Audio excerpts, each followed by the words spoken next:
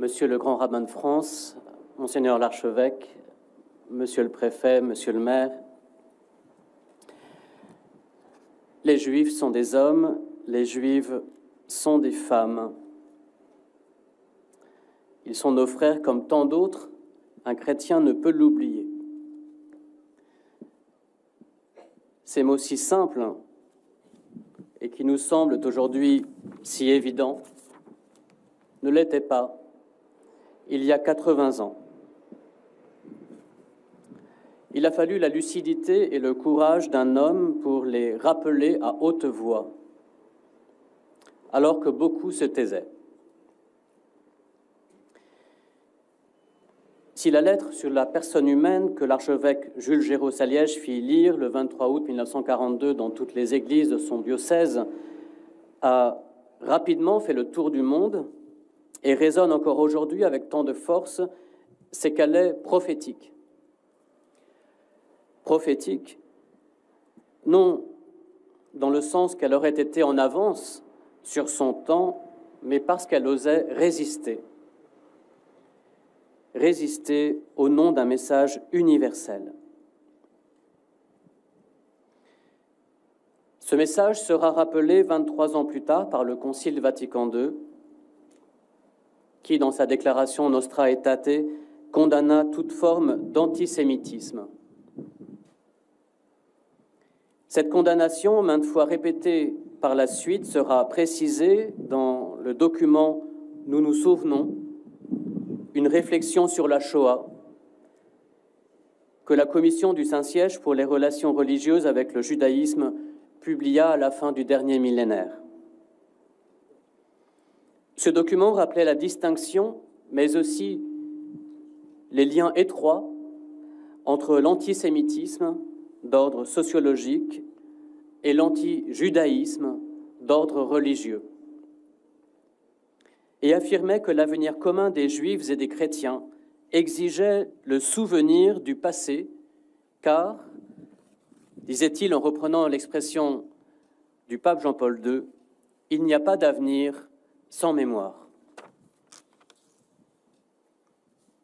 Nostra Aetate ne se contentant pas de condamner l'antisémitisme, mais rappela le lien spirituel unique entre le christianisme et le judaïsme.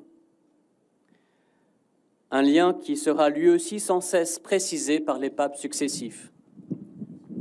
Comme le rappelle le document, les dons et l'appel de Dieu sont irrévocables, qui reprend les paroles de l'apôtre Paul aux Romains, publié il y a quelques années par la même commission du Saint-Siège. Si Jean-Paul II évoqua le rapport intrinsèque du judaïsme et du christianisme, et parla des Juifs comme de nos frères aînés, Benoît XVI utilisa l'expression « nos pères dans la foi », tandis que le pape François, au nom précisément de ce lien de fraternité et de paternité, affirme que, je cite, « pour un chrétien, toute forme d'antisémitisme représente une négation de ses propres origines, une contradiction absolue. » La France a joué un rôle pionnier dans le dialogue judéo-chrétien, illustré notamment par le professeur Jules Isaac, un des inspirateurs de la conférence de Seelisberg, et indirectement inspirateur de la déclaration Nostra Aetate. Comme il le résumera si bien, avec Vatican II, on était passé de l'enseignement du mépris à l'enseignement de l'estime.